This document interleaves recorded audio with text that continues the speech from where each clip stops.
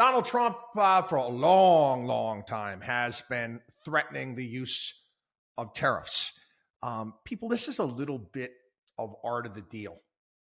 Okay, you kind of have to see the forest for the trees here. It's a bit of a negotiation. Well, anyway, okay, this weekend, boom, drop the tariff bomb. 25%, Canada 25%, Mexico 10%, China 10% on Canadian oil. And oh my God, the business press, all of the wizards of smart out there, there was pearl clutching time.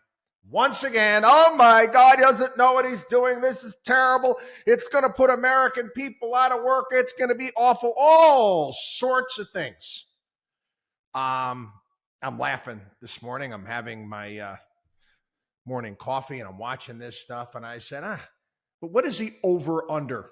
Over-under on the First Nation to actually cave. Didn't take long. Didn't take long at all. Here's Trump. I just spoke with President Claudia Sheinbaum of Mexico. It was a very friendly conversation wherein she agreed to immediately supply 10,000 Mexican soldiers on the border, separating Mexico and the United States. These soldiers would be specifically designated to stop the flow of fentanyl and illegal immigrants into our country. We further agreed to immediately pause the anticipated tariffs for 1 month period, during which we will have negotiations headed by Secretary of State Marco Rubio, Treasury Secretary Scott Bessent, and Secretary of Commerce Howard Lutnick, and high-level representatives of Mexico. I look forward to participating in those negotiations with President Sheinbaum as we attempt to achieve a deal between our two countries. Again, this past weekend, you had Chuck Schumer up at a podium posing with an avocado and a Corona. Oh, the humanity American people are not going to be able to get their guacamole, their avocado toast, and their Coronas. I've ripped into this for the longest period of time. It's again, to me, it's a national shame.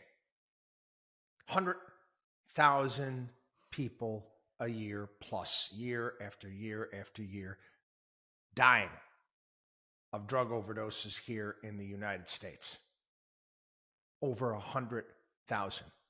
Now, when I was a kid, young pup, we had Nancy Reagan with her Just Say No campaign that she was ridiculed for. They talk about the crack cocaine epidemic and cocaine flooding the streets of America, New Jack City. The height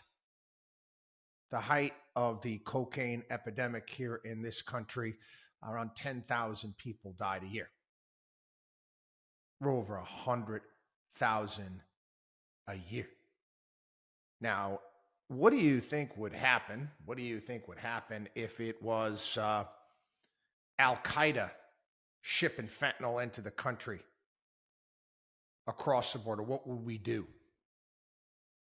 I mean, this is, again, you're not even talking about the human total. You're also talking about the cost to overall society.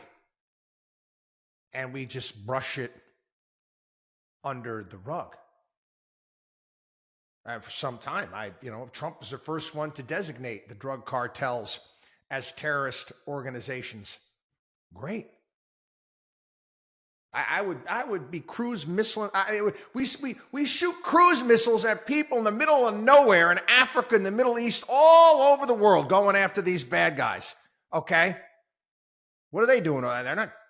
We're not over there. They're not killing Americans over there. The ones that are killing Americans are they're south of the border, and we haven't done a damn thing, for crying out loud. It's high time we do something. Anyway, all the major business publications, again, the Wall Street Journal getting its underwear in a bunch.